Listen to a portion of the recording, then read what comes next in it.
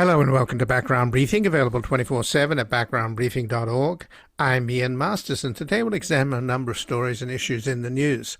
We'll begin with the killing of El Mencho, the violent leader of the Jalisco New Generation cartel, by the Mexican military. The cartel has been designated as a terrorist organization by the United States, and 25 Mexican National Guardsmen were killed in the operation that saw violent shootouts, roadblocks, and the burning of vehicles by cartel gunmen across the country. Joining us to discuss how killing a cartel leader does little to nothing to roll up the real network of criminals, politicians, and corrupt bankers is Guadalupe Correa-Cabrera, professor in the Shah School of Policy and Government and co-director of the Terrorism, Transnational Crime and Corruption Center at George Mason University, as well as a visiting scholar at the National Autonomous University of Mexico. She was recently the principal investigator of a research grant to study organized crime and trafficking in persons in Central America and across Mexico's eastern migration routes, supported by the Department of State's Office to Monitor and Combat Trafficking in Persons. The president of the Association of Borderland Studies, she's the author of Los Zetas, Inc., Criminal Corporations, Energy and Civil War in Mexico, and Frontera, A Journey Across the U.S.-Mexico Border. And her forthcoming book is Cartels, Inc., A New Generation of Criminal Networks. Then we'll look into the alternatives to Trump's State of the Union tomorrow, as more and more senators and Congress members plan to boycott the event to attend the People's State of the Union in the mall. Joining us is Robert Creamer, a longtime political organizer and Democratic strategist and author of Stand Up Straight, How Progressives Can Win. He is a partner at Democracy Partners, and his latest book is Nuts and Bolts, The Formula for Progressive Electoral Success. Then finally we'll speak with Josh Gerstein, who is a senior White House reporter for Politico, specializing in legal and national security issues. Previously he was a reporter at the New York Sun, Beijing correspondent for ABC News, and part of CNN's investigative unit. He has an article at Politico we will discuss. Judge dismisses Trump's Mar-a-Lago classified docs criminal case now that Trump's favorite judge has moved to bury forever Jack Smith's case file against Trump on the misuse of highly classified documents. And before we begin at the start of this new year, which will culminate in the fateful midterm elections in November, polls already indicate MAGA Republicans will lose the House and possibly the Senate. But we're up against a Trump-Miller presidency already drunk with power, and they will do anything to stay in power, having already demonstrated their contempt for the United States Constitution with Trump's January 6, 2001 coup attempt. They see over half of the country as their enemy and have a private army of loyal thugs ready to round up critics of the regime they label as communist lunatics. As Trump cowers, the media and his cronies buy up the mainstream press, Background Briefing will continue to expose this malevolent regime's fascistic machinations, providing a daily insight into the news as a massive coalition of people power is mobilized to bring about an end to this nightmare and usher in a new era of reform not seen since Nixon departed the presidency in disgrace. To help save America's 250-year-old democracy, we need all hands on deck, and you can make a tax-deductible donation to help us do our part at backgroundbriefing.org/donate or at publictruthmedia.org. And thank you. And joining us now is Guadalupe Correa-Cabrera, professor at the Shah School of Policy and Government and the co-director of the Terrorism, Transnational Crime and Corruption Center at George Mason University. Her forthcoming book is Cartels, Inc., A New Generation of Criminal Networks, and she's also a visiting scholar at the National Autonomous University of Mexico. Welcome to Background Briefing, Guadalupe Correa-Cabrera. Thank you, Ian. It's a pleasure to talk with you. Thanks for inviting me. Well, it's, again, a grim subject, which we tend to talk about, Guadalupe, but at least 73 people have died in Mexico following the capture of and shooting of this cartel leader, El Mencho. 25 Mexican National Guardsmen died in the shootout that led to him being wounded, and then he was transported in a helicopter and he died on his way to Mexico City. But violence across the country has erupted, not just in Guadalajara, where El Mencho's cartel is located, but right across the country. And this has got to be an incredibly difficult time for President Sheinbaum. Yes, it seems that it's going to be a difficult time. We still don't know what are going to be what is going to be the intensity of the violence that's going to derive from the killing of this cartel leader, Nemesio Ceguera Cervantes, aka El Mencho. He was the leader of the most important, most violent organization in Mexico, the Jalisco New Generation Cartel, that does not only have presence in Jalisco, like its name says, but it has national presence. That's why we experience the violence that we experience today. At this point, we don't know what is going to happen because at the same time, the organization is not a traditional organization of a sole leadership and vertical exercise of power on the top, but it's more a franchise model. And we are talking about networks of protection and actors that are criminal and also formal actors that protect this group. It's, the evolution of organized crime in Mexico has made these organizations more complex, and we can talk about networks, not about cartels. So we'll see what is the relative importance of El Mencho in a leadership that is very fragmented. In reality, it's not cohesive in its formation now. I mean, it was cohesive in its formation, but not now in its evolution. So is it fair to say that Claudia Sheinbaum's predecessor, AMLO, López Obrador, didn't really go after the cartels as much as she has? And I'm not sure, is she doing this because she feels it's necessary, or is this also to do with pressure from the United States? It must have to do with pressure of the United States. There were two administrations the president who declared the war on drugs, Felipe Calderón Hinojosa and Enrique Peña Nieto. They were fighting the cartels, and what happened was an increase in the levels of violence, the number of homicides, and things didn't work well either in the previous two administrations before Andrés Manuel López Obrador. Durante Andrés Manuel López Obrador administration, the Hawksner bullet strategy, or not going directly after the cartels with the armed forces, but the militarization of public security, continued the increase in the levels of violence, the number of homicides, and today we are going back to a strategy of direct confrontation between the Mexican armed forces and the so-called cartels. It is because of a pressure of President Donald Trump that threatened to involve directly the military of the United States in Mexican soil. He has been saying that before, during his campaign, even before he was elected as the representative of the Republican Party, and the national security strategy focusing on the Western Hemisphere, and one of the main objectives in the Western Hemisphere are the Mexican cartels. The denomination of cartels as foreign terrorist groups in the first day of his administration also shows the determination of the Trump administration and the pressure that the Trump administration has exercised over President Sheinbaum.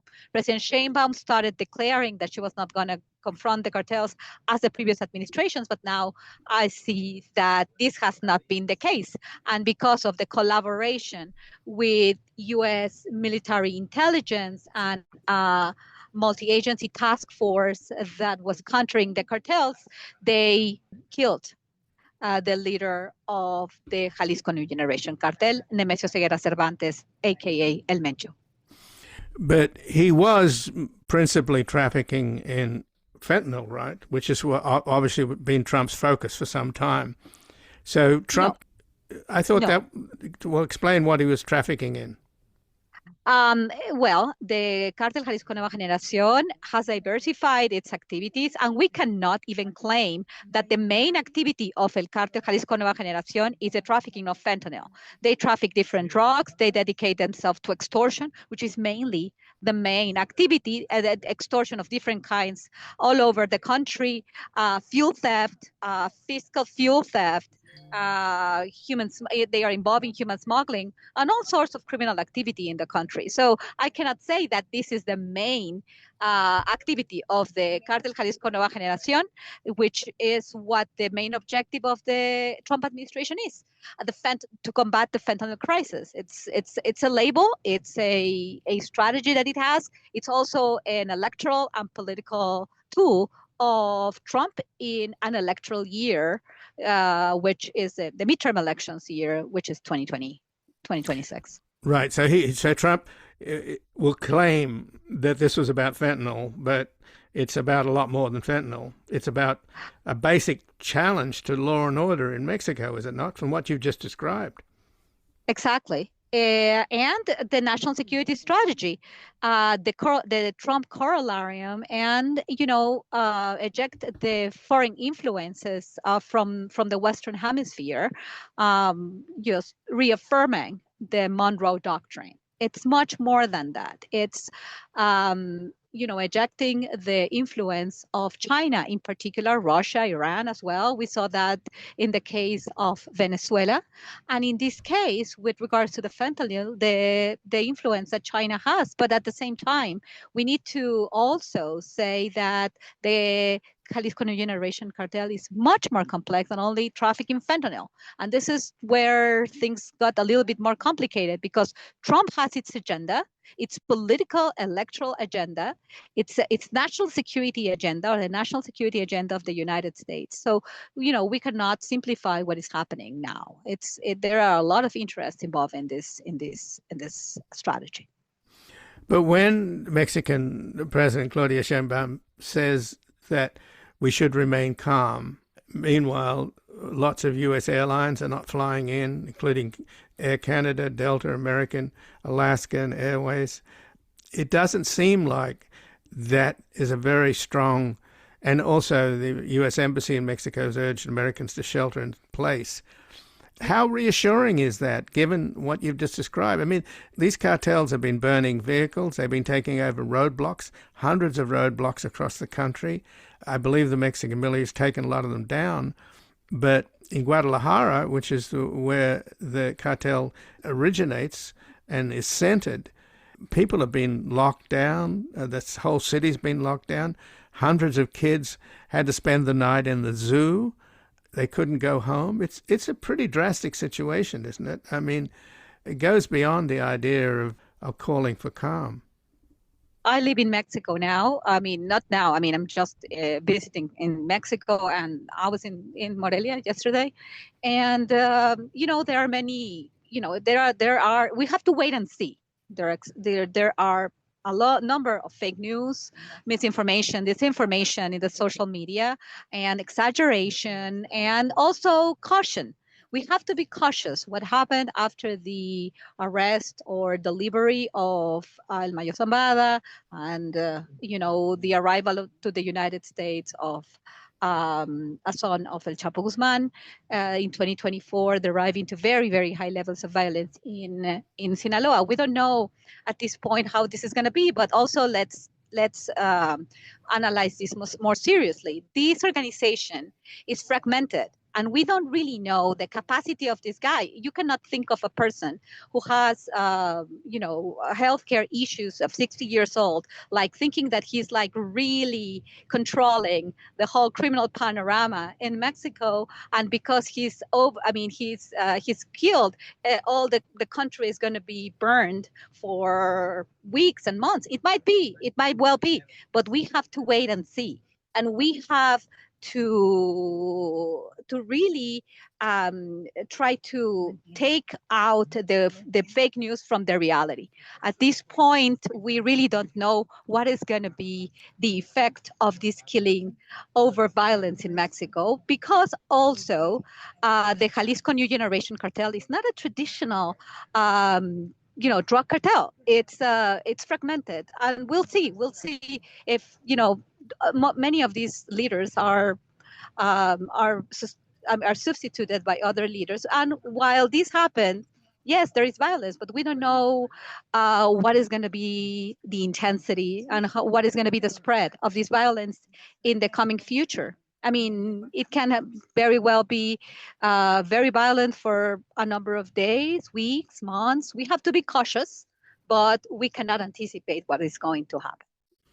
So do you think then, Guadalupe, that the effect on tourism, which would be obvious if the airlines are not flying in and out, that's going to affect tourism? How much do you think this is really detrimental to Mexico's, economy in general? We have to wait and see, of course, because of caution, because of what we saw yesterday. It's very reasonable that the airlines and that the tourists that were planning trips to Mexico are going to reschedule, because they are also waiting and seeing what is going to be the intensity of this violence. We'll see. We'll see. It's too early to say what is going to happen and how much this killing is going to affect the U.S. economy. We cannot anticipate that, particularly because of what I said. I am not sure that El Mencho, that was receiving dialysis and was pretty damaged in his health, to be like really a big and powerful leader that deals all the operations of the organization nationwide. It's difficult to know that. I mean, this is a network. It's a franchise type model, and we're talking about a network of actors in the formal and informal sectors: politicians, law enforcement agencies, agents at the local level, at the state level, at the federal level, that provide political protection to a very complex criminal structure. Not just because killing one guy, this is going to be, hell forever, or this is going to destroy or dismantle all the activities of a criminal organization so complex as the Cartel Jalisco New Generation. But we have to wait and see. Maybe he does, but it's not the way that I have been following up and trying to understand this organization. And if you don't deal with the corruption, if you don't deal with the financial possibilities, the financial structures that allow these activities to take place, if you don't deal with the corrupt politicians at all levels that provide the protection, and you don't deal with the financial, with the way that the money is laundered, the structure is intact. A person is going to be exchanged by another leader, or many leaders. And it seems that there are many leaders beyond El Mencho. That's why I'm saying, just because a man is gone, it doesn't mean that the violence is going to go on forever. And we'll see. It's very, very early to say. Well, Guadalupe, we had that, remember, with Osama bin Laden and Al-Qaeda. They would say, we got the number 2 member, we got the number 3 person, and they were always replaced. So that's not the issue. You're getting to the heart of the problem, which is, how does President Sheinbaum then clean house in a real way to get rid of these networks of corrupt politicians and bankers and others, and money laundering and all the issues that you raised? That's at the real heart of it. Knocking off a leader who could be replaced overnight is not going to do the job.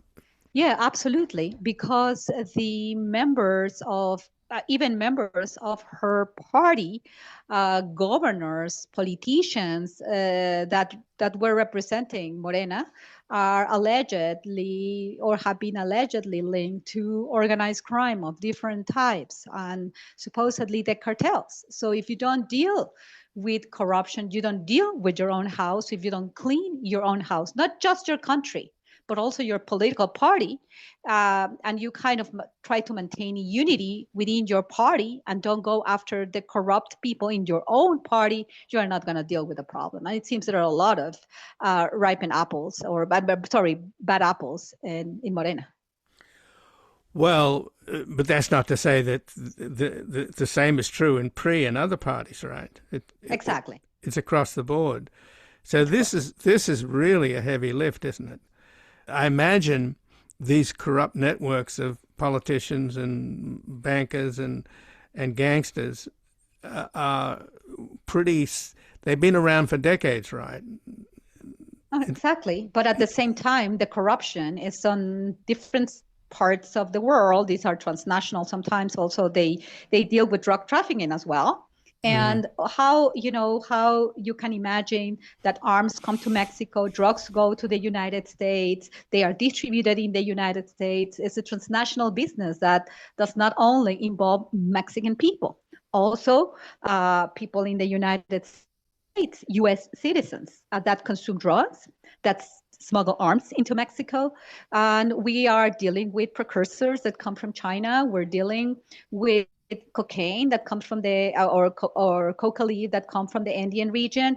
We are talking about alliances between los choneros and the Lobos of Ecuador with the Sinaloa cartel and the Cartel Jalisco Nueva Generación. We see alliances and then fights among different groups in the Americas. We see a number of actors here. We see a criminal network, transnational. Well, just in closing then, Guadalupe, to my mind, Donald Trump doesn't have much of a credibility in the so-called war on drugs because he freed the former president of Honduras, who was convicted of massive amounts of importing about 500 tons of cocaine into the United States. It's an absolutely breathtaking amount. And he got a substantial, I think it was a 45-year sentence. And suddenly Trump just lets him out of jail, and now he's back in Honduras, and his party just got elected to the presidency. I mean, to my mind, that is beyond disgusting. And I can't believe anybody, either here in the United States or in Mexico or in Central America, takes Trump seriously after that. Absolutely. And it's not just Juan Orlando Hernandez, but it's just like, showing muscle or saying that because you go after person that it's sick and old and it's a Hollywood or Netflix type hero or kingpin of Netflix, this is going to end the distribution of drugs in your country, the consumption of drugs in your country, the problem that the U.S. society has with drug abuse and all the social problems that lead people to consume drugs. I mean, it's just like, yes, it's beyond disgusting, and the credibility is not there. Absolutely. You kind of select based on your political alliances. You are not really dealing with corruption. You are not dealing with the channels of distribution of drugs within your own nation and the arms that are smuggled from your nation to the other country. You're not dealing with that. You're just dealing with a man. You give spectacular hits and you allege that this is going to arrange the situation. We know it's not the case. That comprehensive strategy needs to be implemented. And I don't see the political will of any of the two countries to deal with these things in a comprehensive way. Well, Guadalupe Correa-Cabrera, I thank you very much for joining us here today. Thank you very much, Ian. It's a pleasure to be with you today. And again, I've been speaking with Guadalupe Correa-Cabrera, who's a professor at the Shah School of Policy and Government and the co-director of the Terrorism, Transnational Crime and Corruption Center at George Mason University, as well as a visiting scholar at the National Autonomous University of Mexico. She was recently the principal investigator of a research grant to study organized crime and trafficking in persons in Central America and along Mexico's eastern migration routes, supported by the Department of State's Office to Monitor and Combat Trafficking in Persons, and is the president of the Association of Borderland Studies and the author of Los Zetas, Inc., Criminal Corporations, Energy and Civil War in Mexico, and Frontera, A Journey Across the U.S.-Mexico Border. And a forthcoming book is Cartels, Inc., A New Generation of Criminal Networks. We're going to take a brief station break, back looking into the alternatives to Trump's State of the Union tomorrow as more and more senators and Congress members plan to boycott the event to attend the People's State of the Union in the mall. Police and thieves in the street. Oh yes, scaring the nation with their guns and ammunition. But the next generation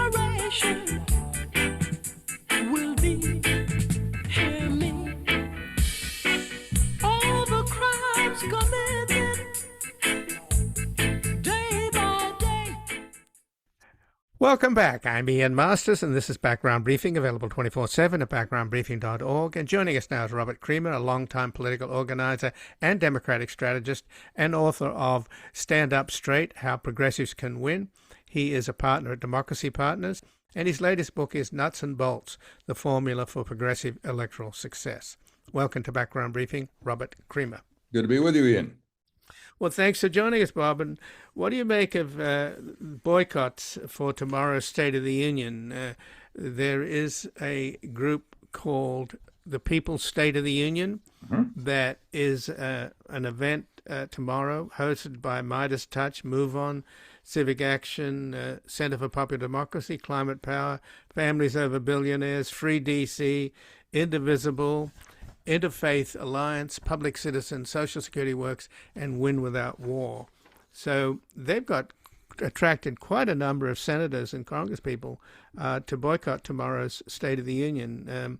Do you think that's a good strategy? I think it's a good thing. My wife, Congressman Schakowsky, has never been to any of Trump's State of the Unions. I mean, her view is it's a bad idea to legitimate what he's saying by being there. I don't know. It'll be interesting to see if the Supreme Court shows up after what he's been doing there and what he says in response to their being right in front of him. I mean, this president is unprecedented. I mean, he's not a normal president. Behaving as if he is a bad idea. So I think there'll be quite a number of members who elect not to be there or to be at one of these other alternative events. Well, in the opinion by the majority in the Supreme Court, I thought the most interesting, even though Chief Justice Roberts wrote the opinion, what Neil Gorsuch had to say in the opinion, I thought was really interesting. And it's a direct challenge to the very people that Trump will be speaking before tomorrow, and that is the United States Congress, in particular the House, where he more or less said, you guys have got to do your job. What the hell? You're a separate branch of government. You're supposed to be the ones that are in charge of tariffs, and it's about time you started exerting, your powers and prerogatives. It was kind of a cri de coeur from Justice Gorsuch. Absolutely. Well, and it's true. I mean, let's remember, the Constitution explicitly gives Congress the right to tax, the only right to tax, not to the president, and the tariffs are taxes. The Constitution gives the Congress the right to declare war, something he may very well ignore when it comes to Iran in a matter of days, which, by the way, is interesting since, let's recall, there was a perfectly serviceable working agreement that President Obama had negotiated with Iran with international support to stop them from developing nuclear weapons, and seemed to be working. It was international inspections, and then comes Trump, and he left it, and now he's on the verge of trying to have a conflict with Iran precisely because there's nothing in place. And of course, the Iranians have gained a bunch of knowledge about nuclear weapons in the meantime. This guy, it's just astounding. This speech he's making tomorrow night, somebody referred to as Trump's State of Delusion speech. And that's what we may very well hear. Well, obviously, a number of the senators and Congress people are trying to make the case that Trump will use this platform as to gaslight the American people, and that Right. by attending, you're normalizing and justifying this rogue president, this hideous human being, and the terror, abuse, the violations of our rights, everything that he's doing. And I'm astounded that it's taken them this long, frankly. And I do hope a lot show up so that you'll see the optics of a half-empty room. How far do you think it's going to go? I don't know that. I would not be surprised to see a larger number not in attendance than at any time in the past. My wife, Congresswoman Schakowsky, issued a statement that said her office has been flooded with calls asking me to skip the speech and take a stand and not to normalize what Trump is going to say. And I think that is not just true in her district, but is true around the country. Well, so far, the senators that are boycotting it are Senator Adam Schiff, Senator Ed Markey, Jeff Merkley, Chris Murphy, Tina Smith, Chris Van Hollen, and on the House side, Representatives Yasemin Ansari, Becca Balint, Greg Kayser, Veronica Escobar, Pramila Jayapal, John Larson, Sydney Kamlaja Dove, and Delia Ramirez, and Bonnie Watson Coleman. But apparently there are more coming, right? This is Oh, sort yeah. of snowballing. You notice my wife, Congresswoman Chakowski, was not on the list, even though she put out a release on it. I mean, I think there are quite a number who have indicated to me that they're not going to be there, and we'll have to see. I mean, but I think it'll be noticeable, and that's very important. So tell us about what the People's State of the Union, how's that going to manifest itself? I'm personally not acquainted with all the logistical details. There are a number of, it'll be out on the mall. There are quite a number of people, ordinary people will be in attendance, as well as you said, numbers of members of the House and Senate who are scheduled to speak. So I think it'll be an interesting, very interesting group of folks talking. And then, of course, there will be the normal responses, the people who are making the Democratic response, and that will be good too. I think, in addition, by the way, to the traditional Democratic response, there's a progressive Democratic response being put on by two mayors, mayor of Minneapolis and the mayor of Chicago. So there'll be a bunch of responses to what he's saying. It will be very interesting to find out what he's going to talk about. And well, he goes off on all kinds of tangents, though. I mean, who knows? I mean, I don't know if he knows, right? I mean, no. He may just wander off onto. Right. He may talk about windmills and whales. It could be. I mean, by the way, the People's State of the Union in the mall, apparently they're going to honor more than 35 people who have lost their lives at the hands of the Trump administration's Department of Homeland Security and ICE and Customs and Border Protection. So that should be a powerful statement. I think so. Yeah, thank you. Yeah. Well, again, is this though going to translate to the American people? I'm astounded that this guy got reelected. It's just still mind-boggling to think after the first term anybody would have cast a vote for this ridiculous man and his wrecking crew. And now it's even worse because he's got, he knows how to do the job more, or at least appear to do the job, even though he watches TV all day. But he apparently gives orders all the time and contradicts them sometimes hours later, and it's a complete mess. There's no National Security Council. We have no State Department. We have no diplomacy. We just have these two real estate developers, Witkoff and Jared Kushner, out there making private deals and supposedly trying to end the war between Russia and Ukraine.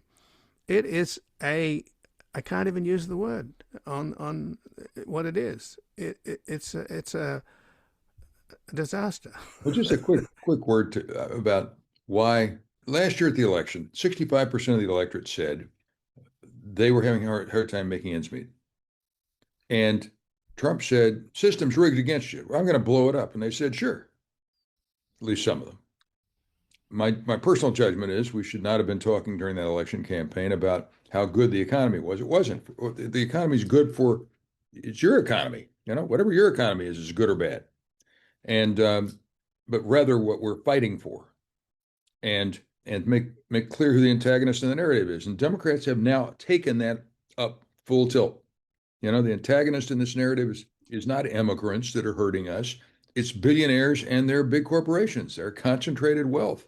In the last 40 years, there's been a 70% increase in productivity per hour in the United States, a 70% increase, and a 12% increase in wages. And the rest of it went to the very rich. That's why we got the problem we got. And we have to address that. I think the Democratic Party is increasingly committed to doing that and talking about it. And of course, a lot of people thought, well, Trump's going to help do this. And it turns out he hasn't at all. Just the opposite. The trade numbers came out yesterday. He's got all these talk about trade and he's going to have all these tariffs to solve the trade problem. Deficit just as big as it was last year. The year before. In fact, the number of goods we sell abroad, the deficit in goods has actually dropped, gotten worse. Part of that is because these tariffs are not just being used to solve trade problems. Look at the one with Brazil, where we have a trade surplus. It was about Bolsonaro, this dictator, being tried and convicted, like he should have been, and he imposed tariffs on Brazil for that reason. He was very clear about it. That's crazy. Right. Well, but the one thing, he's like a mafia boss who's faithful to other mafia bosses, in the sense that, look at the Board of Peace. They're a bunch of thugs and kleptocrats. The murderous dictator of Belarus, Orban, Erdogan. These are the great people. And Bolsonaro, he would have had Bolsonaro there at the Board of Peace, but for the fact that he's in jail. It's in jail. You're right. There was an article not long ago about how this is a neo-royalist policy he has. His basic, he follows along the lines of Henry VIII. This is about making sure his friends and his family get rich. And that's the whole driving force behind this administration. And I think that's the way we got to look at it and think about it, because it's extraordinarily transparent now how corrupt these people are. And I think that's being seen. The other thing is, frankly, the immigration issue, and was their high thing. Now that's really in the dumps. And the reason is people may have voted for secure border. They did not vote for armed men with masks and behaving like a secret police and taking people off the streets and disappearing them. They did not vote for that. And right. Or killing American citizens along the way. Absolutely. But just in terms of tomorrow night, it's likely the guy's going to insult the Supreme Court and the Democrats and anybody else. What would you say the percentage? What would the betting odds be that he has a meltdown? Because I've always thought that at the end of the day, the thing that'll bring Trump down, it will be that he'll have a complete meltdown on live TV, just like in that movie Network, where Peter Finch goes mad and screams out the window, "I was mad as hell." Can't take it anymore. I don't know. You certainly couldn't bet against it, could you, Ian? Every time he opens his mouth, he has kind of a little meltdown sometimes. He goes off on these tangents. I wouldn't be at all surprised. That speech in Davos he made was so embarrassing to him, to the United States, and to the people there. It's entirely possible that he could do something completely off the rails tomorrow night. Or maybe not. Right. Because people are saying, look, you got to be real, stay to the script. And he may, who knows? It's hard to predict. The one thing he won't talk about is Jeffrey Epstein. And at the end of the day, I hope and pray that brings him down, because what they're covering up is for Trump, both at the DOJ and in the Republican Party in general, is the worst behavior imaginable. Of child rape. There's nothing worse than that. And this is, to me, the smoking gun that's just out there. And I feel that hopefully the dam will break at some point, and we'll learn about the 3 million files that the FBI scrubbed that haven't seen the light of day. And of course, so far, his name is mentioned more times in the files that have been released than the name of Jesus is used in the Bible. So there's a lot of times, man, he's out there in that, even if the issue is just tolerating this culture of pedophilia among the Epstein class, the high and mighty, the billionaires, that's an outrage. And yeah, it certainly laid bare the kind of morality he has. Well, Robert Creamer, I thank you very much for joining us here today. I appreciate it. All right, Ed. Thank you for all you do. And I've been speaking with Robert Creamer, a longtime political organizer and Democratic strategist and author of Stand Up Straight, How Progressives Can Win. He's a partner at Democracy Partners, and his latest book is Nuts and Bolts, The Formula for Progressive Electoral Success. We're going to take a brief station break and back looking into how Trump's favorite judge has moved to bury forever Jack Smith's case filed against Trump on the misuse of highly classified documents. I don't want to go to the party tonight. I'll stay at home, watch the runway lights, 'cause I don't want to go to the party tonight. I know that everyone will be there, but this time I really don't care, 'cause I don't want to go to the party tonight. I don't want to go to the party tonight. I'll stay at home, watch the runway. Welcome back. I'm Ian Masters, and this is Background Briefing, available 24/7 at backgroundbriefing.org. And joining us now is Josh Gerstein, who is a senior White House reporter for Politico, specializing in legal and national security issues. Previously, he was a reporter at the New York Sun, Beijing correspondent for ABC News, and part of CNN's investigative unit. And he has an article at Politico, Judge Cannon Permanently Blocks the Release of Jack Smith Report. Welcome to Background Briefing, Josh Gerstein. Hey, good to be with you, Ian. Well, thanks for joining us, Josh. And what do you make of this ruling? Obviously, many legal analysts have suggested that Judge Cannon has always been in the bag for Trump, going back to her earlier rulings, which were overturned by the 11th Circuit, right? Is that the circuit down there?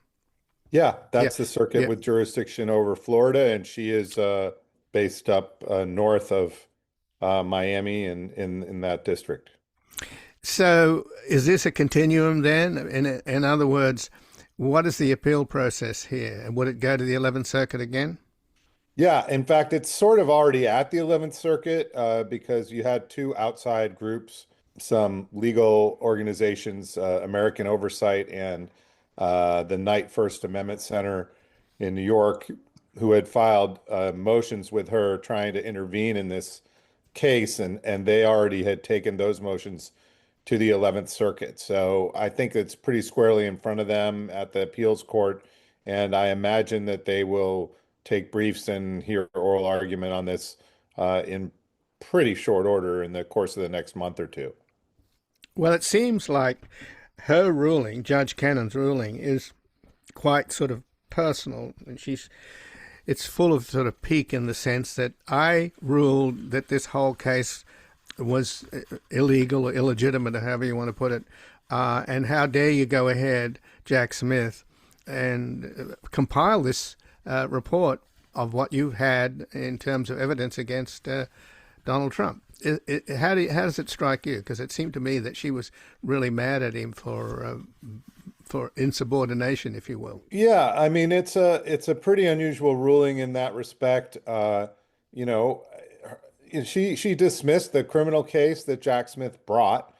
Jack Smith had then taken that issue up on appeal, and the Justice Department took that issue up on appeal. Obviously, this is under the prior administration, under the Biden administration, and under Attorney General Merrick Garland. And so, you know, you can see her irritation at Jack Smith, as she puts it in this opinion, sort of continuing to work on this report and finalize it.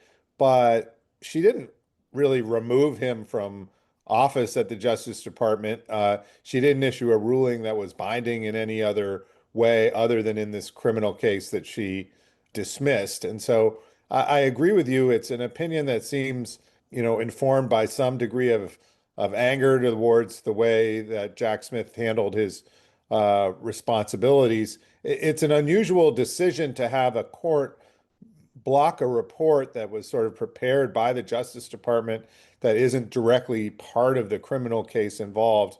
I guess what I would say in Judge Cannon's defense is, it's a somewhat unusual situation. I mean, usually when judges throw a case out or a defendant is acquitted, the reasons for it are pretty straightforward. It's usually not that the prosecutor was, in her view, illegally appointed.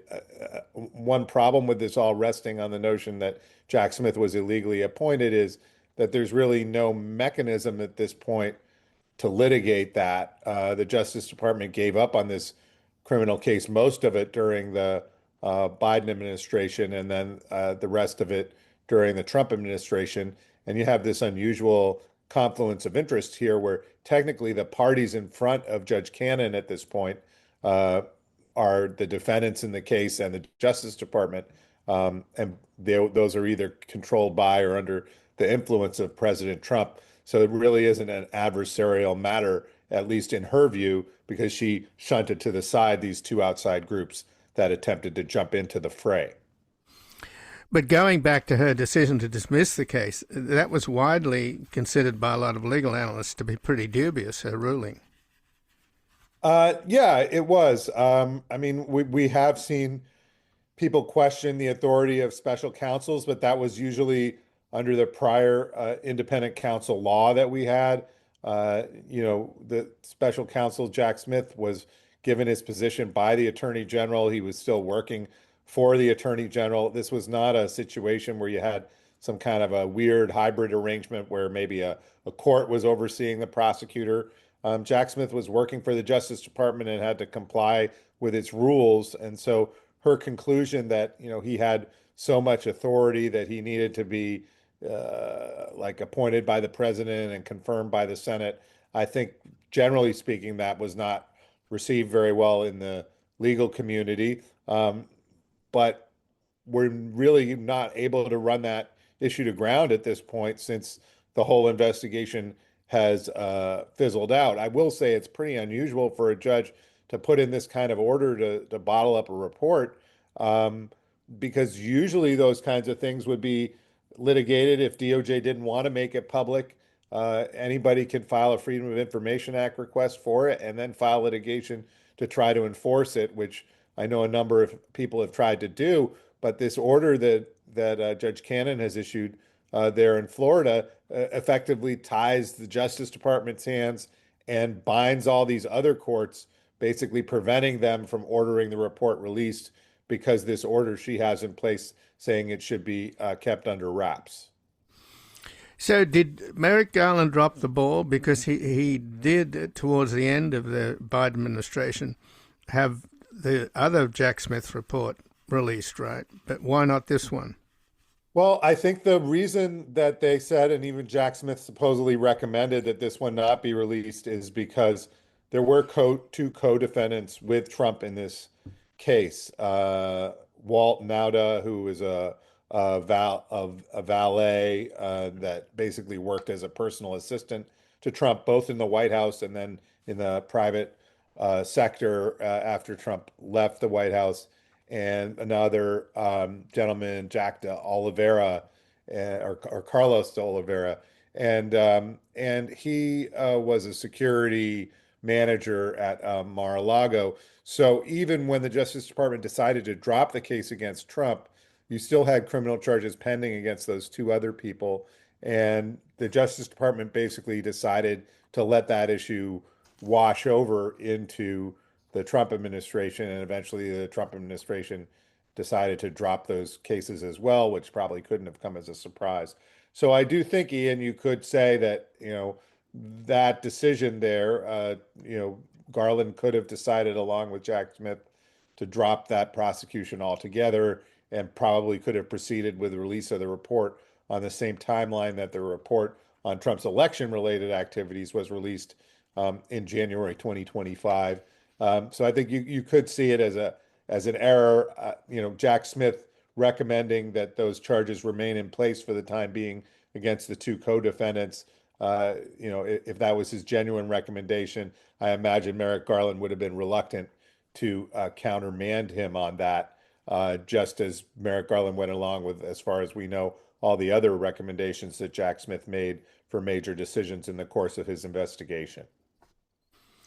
So going back to her appointment in the first place, it was a last-minute deal, wasn't it, that the Democrats made to get a whole bunch of nominations that were bottled up.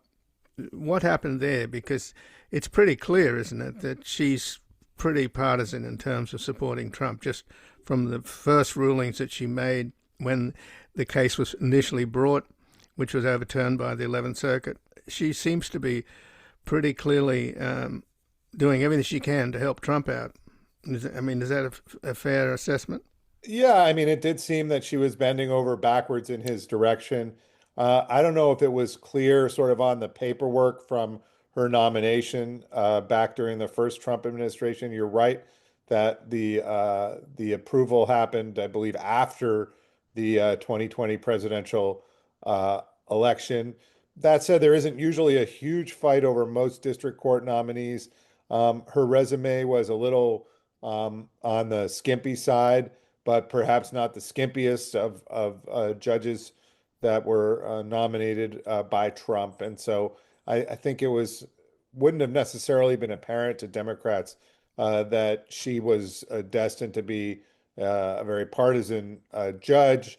Of course, it depends what you're looking for in your crystal ball. You also have the question of whether Democrats were too worried about that at this time. They would have been sort of reveling in Joe Biden's victory in 2020, and probably it would have been way down the road for anybody to worry that Trump was going to be reelected in 2024 and come back into power, and how this would all play out. So it's sort of hard to make those kind of predictions. But like I said, she's someone whose, I think, qualifications were a little on the thin side, and she has proven to be very receptive to arguments from Trump's lawyers in connection with this case, even as you mentioned, Ian, to the point where she has been slapped down a couple of times by the 11th Circuit rather unceremoniously. Some of her decisions in the early stage of this Trump classified documents case down there in Mar-a-Lago. So, Josh, in the last couple of minutes then, what about Jack Smith himself? There's been some criticism of him in the sense that he should have known about this judge and therefore have taken the case to the D.C. Courts instead of her court in Florida. Yeah, I mean, that is a criticism that we've heard. It probably would have been possible for Jack Smith to find enough of a hook to try to bring this case in the Washington, D.C. area based on where his lawyers were making certain representations, based on the fact that most of these classified documents, perhaps all of them, were transported at various times from the White House down there to Florida. You have heard people in retrospect suggest that it apparently did come up for discussion at one point early before these charges were filed, and prosecutors ended up concluding that the case would be easier to proceed with in Florida just because Mar-a-Lago is down there, and I think one would have to say, a more logical jurisdiction for a fight over classified documents in Southern Florida, to have that fight in Southern Florida. At the time, there was only a chance of, I think, 1 in 10 or 1 in 15 or something like that, that this case was going to go before Judge Cannon. And so even if there was some suspicion about her, it would have been a relatively unlikely draw for that to happen. And I think we've heard that Jack Smith's people were a little surprised when it came up as canon, because she was somebody that was already on record as having expressed some skepticism about the special counsel's activities. So in retrospect, that may have been a fateful decision, although Jack Smith's prosecutors, thought that had they filed it in D.C., there would have been a strenuous effort by Trump's lawyers to change the venue to Florida. And remember, all this, they were feeling some time urgency to it, and that change of venue effort probably would have also tied up the case for several weeks or perhaps months in court as that issue was fought out.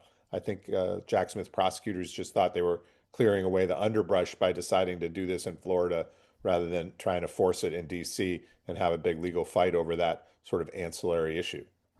But just in closing, the issues, though, about this case are pretty serious. I've talked to a lot of counterintelligence people, and they say that the documents that Trump squirreled away down there and was stored so recklessly could well have ended up in the hands of the Cubans or the Russians, and that when these things happen, the intelligence community basically has to assume the worst case, that all of the secrets have been lost. Is that your understanding?